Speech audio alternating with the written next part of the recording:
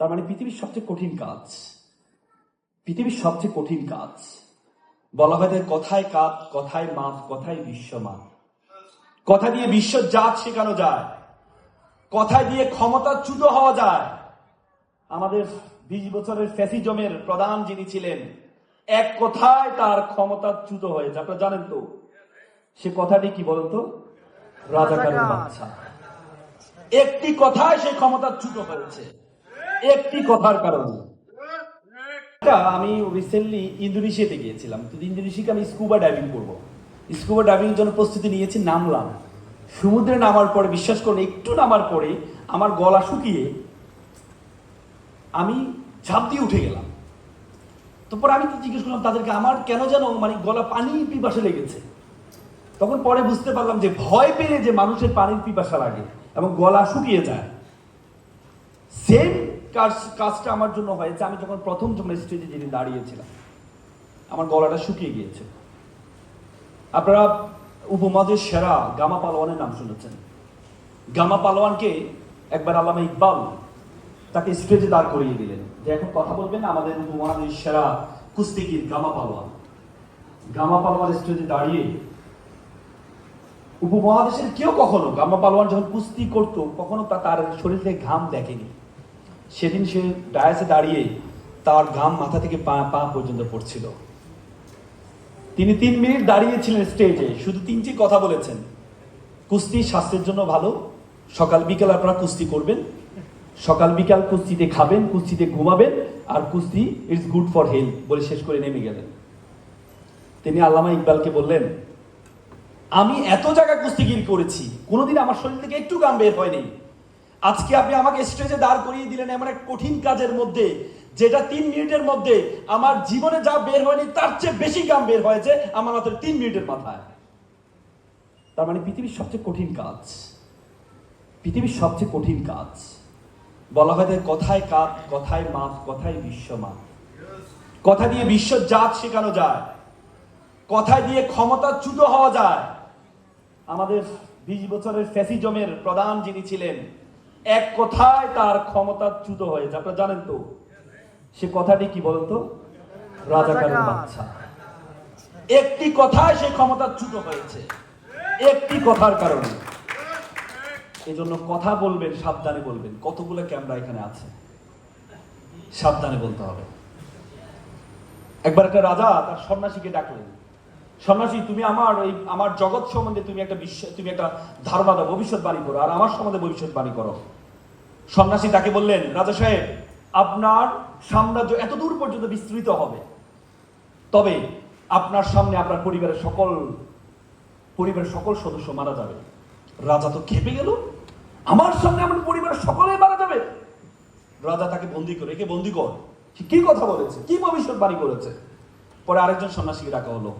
সন্ন্যাসী বলে, রাজা সাহেব আপনার এই সাম্রাজ্য এতদূর বিস্তৃত হবে, তবে আপনি আপনার পরিবারের সকলের চেয়ে বেশি দিন বাঁচবেন।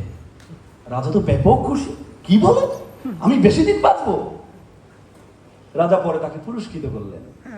আপনারা আমাকে বলেন তো, দুই কথার মধ্যে কোনো পার্থক্য আছে? পার্থক্য আছে। আপনার সামনে আপনার পরিবারের সকলে মারা যাবে, আর আপনি পরিবারের সকলের চেয়ে বেশি দিন বাঁচবেন, এই দুটির মধ্যে কোনো পার্থক্য আছে? পার্থক্য শুধু হচ্ছে কথার ভঙ্গিমায়। যা আপনি কাউকে বলেন তুমি মিথ্যা বলেছ, সে রাগান্বিত হবে। আপনি যদি তাকে বলেন ভাইয়া আপনি সত্য বলেন নাই, সে কি রাগান্বিত হবে? রাগান্বিত হবে।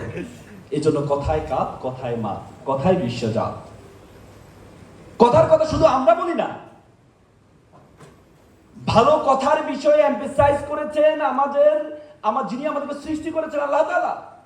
আল্লাহ তাআলা কোরআনে বলেছেন, উদউ ইলা সাবিলি রাব্বিকা বিল হিকমা ওয়াজাদিলহুম বিল্লাতি হিয়া আহসান।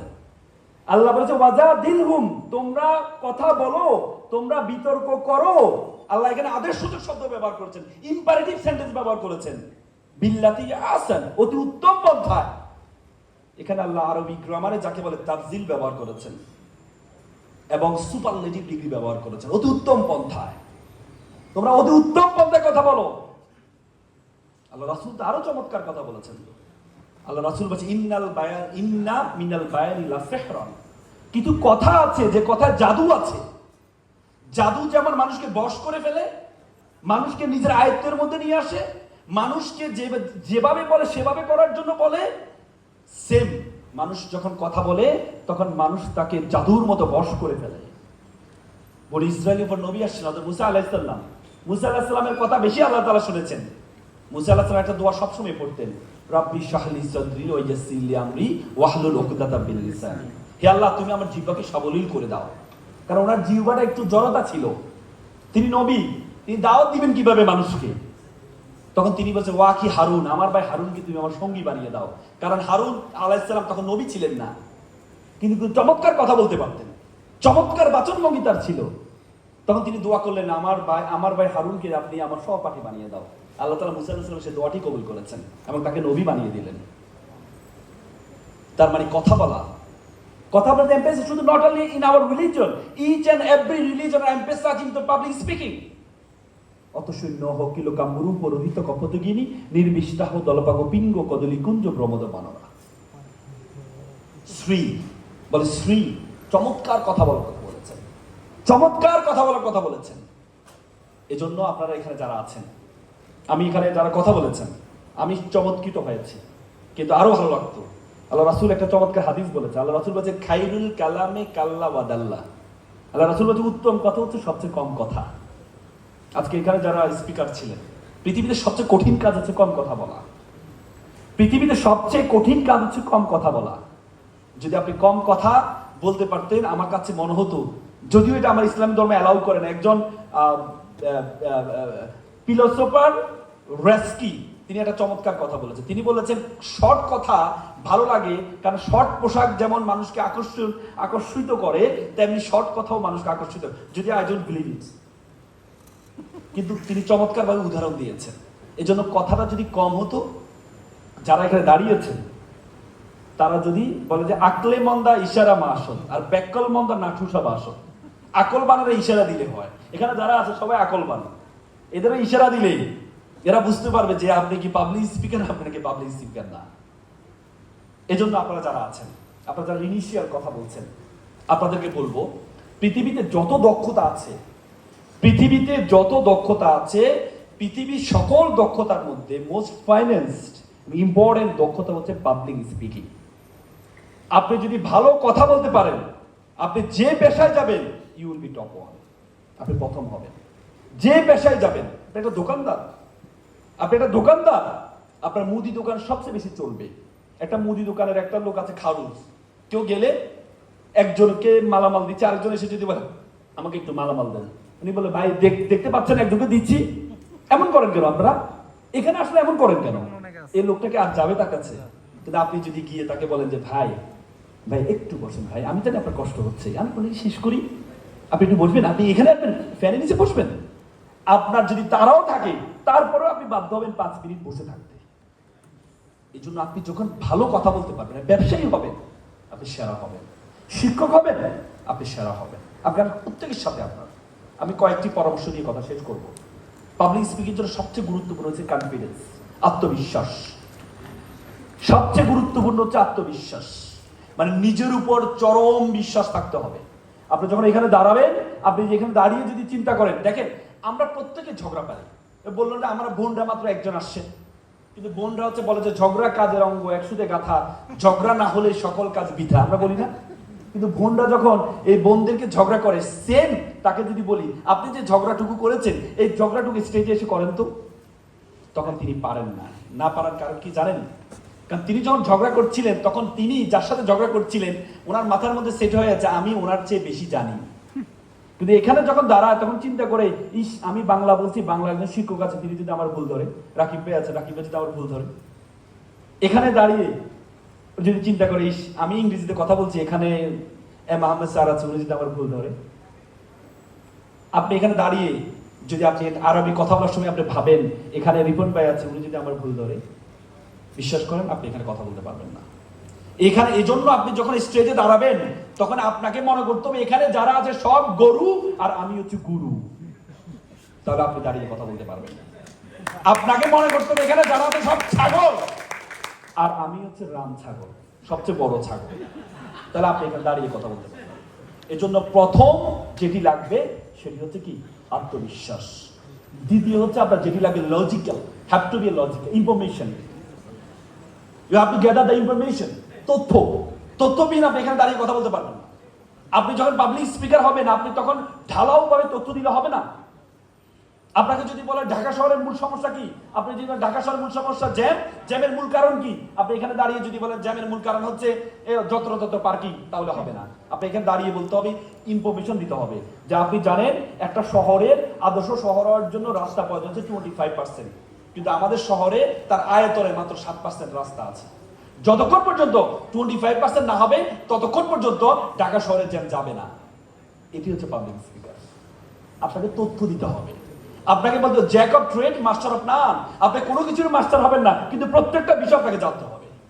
এখানে দাঁড়িয়ে যদি বলেন না আপনি আমাকে কি বলছেন, আমি তো আর্টসের স্টুডেন্ট, আপনি আমাকে গ্রিন হাউস ইফেক্ট সম্বন্ধে কেন প্রশ্ন করছেন, তাহলে হবে না।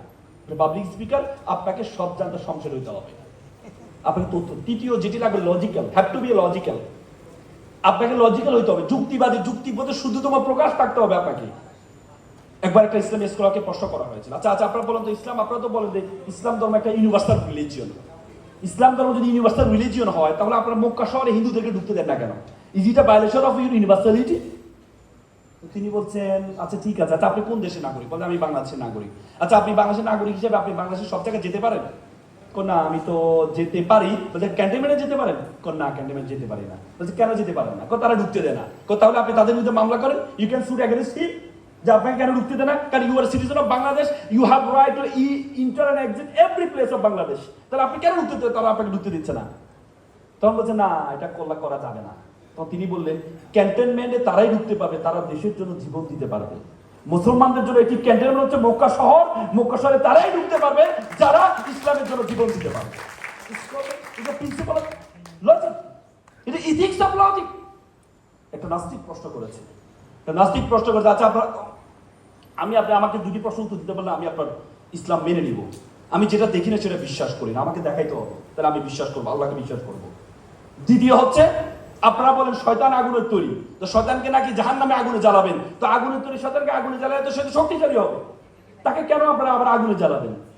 তখন তিনি কি করলেন, তাকে ইট দিয়ে বাড়ি দিলেন। এই তো নিচে দেখলেন, এই তো আপনাদের মুসলমানদের সমস্যা, আপনারা না পারলে হয়তো ইট দিয়ে বাড়ি দেন আর না হলে বোমা মারেন। বলছে আপনি ব্যথা পেয়েছেন? অবশ্যই ব্যথা পেয়েছে। কোথায় পেয়েছে? এখানে পেয়েছে। দেখান তো ব্যথাটা। ব্যথা কি দেখানো যায়? ব্যথা তো অনুভব করা যায়। তো তিনি বলে একটু আগে আপনি বললেন যেটা দেখেন না সেটা বিশ্বাস করেন না, আপনি এটা কিভাবে করলেন? বলছে আপনি আসলে ব্যথা পেয়েছে? অবশ্যই ব্যথা পেয়েছি। ইটটা কিসের তৈরি? মাটির তৈরি। আপনি কিসের তৈরি? মাটির তৈরি। আরে ভাই মাটি দিয়ে মাটিকে মারলাম, মাটিতে শক্তিশালী হওয়ার কথা, আপনি ব্যথা পাবেন কেন? আপনি ব্যথা পাবেন কেন? It's the principal of logic, it is ethics of logic. আপনি লজিক্যাল হইতে হবে। চতুর্থ যে ইম্পর্টেন্ট সেটি হচ্ছে আপনাকে আই কন্ট্যাক্ট থাকতে হবে। Is very important eye contact. এখানে যখন দাঁড়াবেন আপনি যদি উপরের দিকে তাকিয়ে কথা বলেন, একবার মনে আছে নটরডেমে একটা জাজমেন্ট করছিলাম, একটা ছেলে উপরের দিকে তাকিয়ে এমন ভাবে বক্তব্য দিল, আমরা সকলে তাকে মার্কস বেশি দিলাম। আমরা বাজি প্রতিবন্ধী ছেলে এত সুন্দর করে বক্তব্য দিল। এরপরে বিপরীত পক্ষে এসে আপনারা কিভাবে তাকে দিলেন, তার তো আই কন্ট্যাক্ট ছিল না। তাহলে সে তো প্রতিবন্ধী একটা ছেলে, এত ভালো বক্তব্য দিয়েছে। না সে তো প্রতিবন্ধী না। পরে আমরা জানতাম সে প্রতিবন্ধী ছিল না। Eye contact is very important. আমাদের মনে আছে আমরা একবার সূর্য সেন হল ভার্সেস, আমি ঢাকা বিশ্ববিদ্যালয়ের ছাত্র ছিলাম, সূর্য সেন হল ভার্সেস রোকেয়া হলে একটা ডিবেট ছিল, ডিবেট ছিল রোকেয়া হলে। মেয়েদের হলে ছেলেরা যেতে পারে না, ছেলেদের হলে মেয়েরা যেতে পারে না। তা আমরা ডিবেটাররা যেতে পারতাম, সেখানে মেয়েরা সকল দর্শক, ছেলেরা মেয়েরা বিতর্ক করবে। তা আমার সাথে আমার একটা বন্ধু, সে মাদ্রাসা থেকে পড়াশোনা করে আসছে, সেও পাঞ্জাবি পরে গিয়েছে। তো হুজুর যখন বিতর্ক করতে দাঁড়াইলো, বিপরীত পক্ষ থেকে একজনে তাকে চোখ মেরে দিয়েছে। চোখ মারা দিয়েছে, সে এমন জ্বালাময় ভাষণ দিল, সবাই তো অবাক। কিরে আমরা তো অবাক, এত ভালো ভাষণ সে কিভাবে দিল?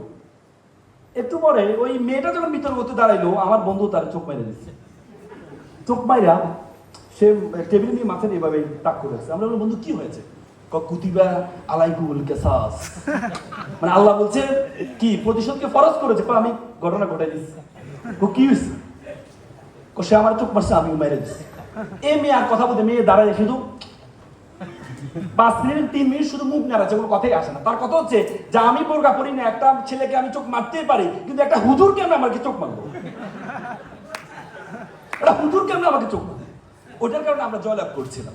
এই জন্য eye contact is very important. আপনি যখন তাকাবেন তখন কিসের দিকে তাকাবেন? তখন কিসের? কপালের দিকে তাকাবেন। কপাল কারণ আপনি যখন চোখের দিকে তাকাবেন, ইনিশিয়াল বিতর্ক হলে, ইনিশিয়াল পাবলিক স্পিকার হলে কেউ যদি এভাবে করে কি বলে, তখন কিন্তু আপনার কনফিডেন্স লেভেল লো হয়ে যাবে। এই জন্য আপনি তাকাবেন কোথায়? কপাল, কপাল না কপাল। কপাল কোনটা বলেন তো? কপাল গাল। কবি একবার লিখছে না, কপাল খানি ভিজে গেল দুই নয়নের জলে। মানে লেখার কথা ছিল কপাল খানি ভিজে গেল দুই নয়নের জলে। লিখি বলছে কপাল খানি ভিজে গেল দুই নয়নের জলে। কবি মানুষ একবার লিখলে তা কাটতে পারে না, তখন লিখছে পা দুখানি বাঁধা ছিল গাছের ঢালে। তার মানে আপনারা যখন তাকাবেন তখন কোথায় তাকাবেন? কপালের দিকে। তখন যত টিপে টিপি করো কোনো লাভ হবে না। পঞ্চম যেটি ইম্পর্টেন্ট পাবলিক স্পিকিং জন্য, সেটা হচ্ছে body language. Is a very important. Body ল্যাঙ্গুয়েজটা আপনি কিভাবে রাখবেন? আপনি ডায়াসে দাঁড়িয়ে, অনেকে দেখবেন ডায়াসে দাঁড়িয়ে এভাবে থাকে, মানে শুয়ে যাবে সে ডায়াসের উপরে। আমি ওই দিন একটা টক শোতে দেখছিলাম, ডাকশুতে যারা ইনভেস্ট করছে, সে ডায়াসের মধ্যে শুয়ে যাচ্ছে মনে হচ্ছে। তার মানে আপনারা যখন ডায়াসে দাঁড়াবেন তখন হাতটা কোথায় রাখবেন? আবার অনেকে দেখবেন যখন ডায়াস থাকে না, হাতটা নিয়ে বিপদে পড়ে, হাতটা কোথায় রাখবো? ইস আল্লাহ যদি হাতের মধ্যে স্ক্রু সিস্টেম করে দিত, তাহলে হাতটা ঘুরে পকেটের মধ্যে রেখে দিতাম। মানে হাতটা নিয়ে বিপদে পড়ে যায়। এভাবে কি যে করে আল্লাহ। না, যখন ডায়াসে দাঁড়াবেন তখন এভাবে দাঁড়াবেন, একবারে আপনার বডিটা সোজা রাখতে হবে। আর যেখানে দাঁড়াবেন তখন এক হাতে আপনার থাকবে। আবার আপনার সেইভাবে এভাবে দেখাবেন না। আমাদের কিছু হুজুর আছে দেখুন, ওয়াজ করার সময় আমি আল্লাহকে এত বেশি ভালোবাসি বলে সব মাইকটা উড়ে দিয়ে চলে যায়।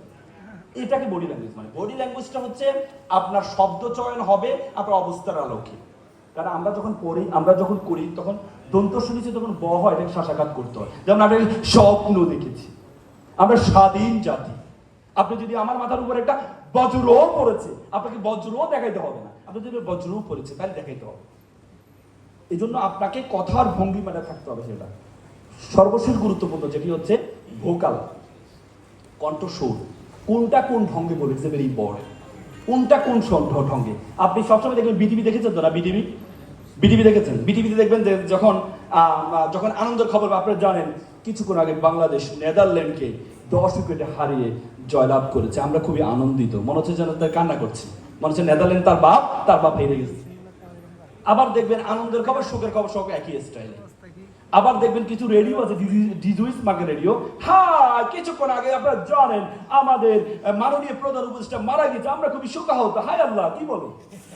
মানে মনে হচ্ছে যেন সে খুব আনন্দিত।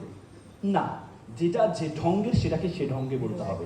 আপনি যখন বলবীর বলবেন, বলবীরের ঢঙ্গে বলতে হবে। যদি বলবীরের ক্ষেত্রে যদি আপনি বলেন বলবীর বল উন্নত মম শির শিরোনিহারি আমারই নত শিরোই শিকড় হিমাদি, মনে হচ্ছে যেন বিদ্রোহী কবিতাটাকে আপনি শেষ করে দিলেন। আবার নিজ স্বপ্ন আজি এ প্রভাতে রবির কর, কেমনই পুষিল প্রাণের পর, কেমনই পুষিল প্রাণের আর প্রভাত পাখির গান। না রে ভাই, আপনাকে বলবীর বল উন্নত মম শির শিরোনিহারি আমারই নত শিরোই শিকড় হিমাদি। বলবীর আমি চির উন্নত মম শির, আমি চির দুর্বার দুর্বিনীত নৃশংস, আমি সাইক্লোন, আমি ধ্বংস। বলবীর। আবার আপনি যদি নিজ স্বপ্ন বলবেন আজি এ প্রভাতে রবির কর, কেমনই পুষিল প্রাণের পর, কেমনই পুষিল প্রাণের আধারে প্রভাত পাখির গান। না জানি কেন রে এতদিন পরে জাগিয়া উঠেছে প্রাণ, ওরে জাগিয়া উঠেছে প্রাণ, ওরে প্রাণের বাসনা প্রাণের আবেগ রুদিয়া রাখিতে নারী। এটি হচ্ছে নিজ স্বপ্নের বঙ্গ। আমি সর্বশেষ, আমি আর কথা বাড়াবো না, সর্বশেষ আমি আপনাদেরকে 5টা কি পয়েন্ট বলবো, যে মানুষের সাথে যখন প্রথম আপনার দেখা হবে, যখন মানুষের সাথে আপনার প্রথম দেখা হবে, আপনি তাকে কিভাবে কনভিন্স করবেন। আমরা দেখেছি, আমরা যেখানে যাই, হুট করে আমাদের সাথে কেউ যখন পরিচিত হতে আসে, সে এমন ভাবে আমাকে অ্যাপ্রোচ দেখায়, আমি ইচ্ছে করে তার সাথে দ্বিতীয় কথা বলার। আপনি যখন প্রথমে কারোর সাথে পরিচয় হতে যাবেন, তখন সুন্দর করে তাকে একটা কি বলবেন, একটা হাসি দিবেন। ভাইয়া ভাইয়া আমি মামুন ভাইয়া, একটা হাসি দিবেন। হাসি কিন্তু একটা সুন্নত, জানেন তো আপনারা? হাসি সুন্নত জানেন তো? হ্যাঁ, আল্লাহ রাসূল যে হাসি শুধু সুন্নত নয়, আল্লাহ রাসূল কি বলে, একটা সাহাবা বলেছেন যে আল্লাহ রাসূল আমি আকসারু তাবাসসুমা মিনাল নবী করিম সাল্লাল্লাহু আলাইহি সাল্লাম, আমি নবী করিম সাল্লাল্লাহু আলাইহি সাল্লামকে এত বেশি হাসতে আর কোনো মানুষকে দেখি না যত বেশি নবী করিম সাল্লাল্লাহু আলাইহি সাল্লাম হেসেছেন। তার মানে হাসি এটা সুন্নাত। এবং আল্লাহ রাসূল বলেছে এটা সাদাকা। আল্লাহ রাসূল বলেছে তাবাসসুমা ওয়াজহে, যদি তোমার কাউকে দেখো, আখিকা লাকা, তোমার কোনো ভাইকে তোমার তার চেহারা দেখো, সাদাকা, তাহলে হাসি দাও, সেটা হবে তোমার জন্য সাদাকা। সাদাকা মানে কি? দান করা, নিঃস্বার্থ দান করা। তার মানে আপনি যখন কারোর হাসি দিবেন, এটা নিঃস্বার্থ দান হবে। এই জন্য প্রথমে যখন কারোর সাথে দেখা হবে একটা হাসি দিবেন। আর আমরা কি করি? ভাইয়া আমি মামুন ভাইয়া। এই হাসি দিলে হবে না তো। হাসি তিন ধরনের মনে হয়, একটা হচ্ছে তাবাসসুম, তাবাসসুম মানে মুস্কি হাসি, এটা রাসূল সবসময় দিতেন। আরেকটা হচ্ছে কি দেখ, দেখ মানে হচ্ছে দাঁত বের করে হাসা কিন্তু আওয়াজ হবে না, এটাও দেওয়া যায়। আরেকটা হচ্ছে কাহকা, কাহাকা মানে অট্ট হাসি। আল্লাহ রাসূল বলেছেন তোমরা কাহাকা দিও না, কাহাকা দিলে তোমার হৃদয়টা মরে যায়, হৃদয়টা মরে যায়। কাহাকা দিবা না, অট্ট হাসি দিবা না, এটা শয়তানের হাসি।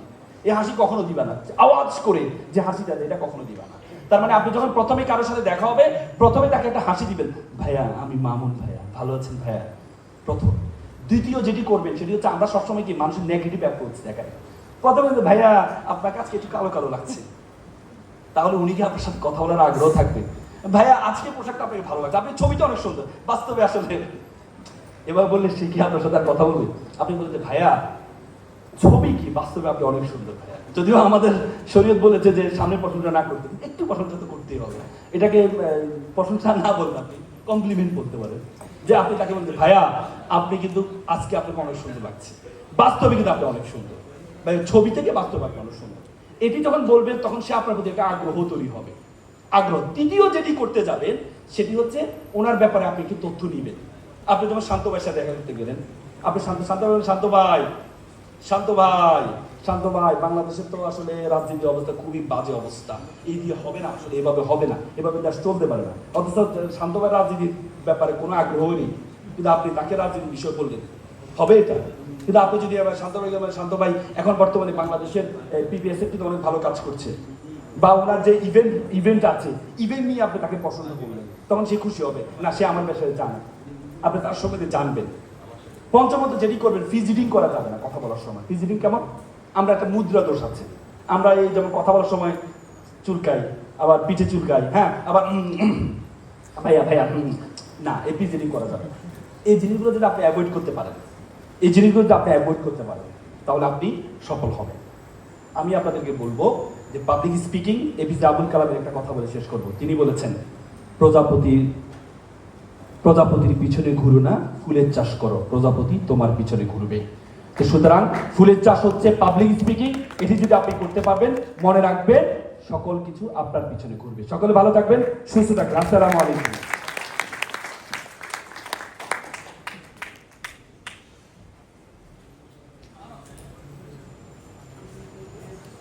কেমন লাগলো? অসাধারণ।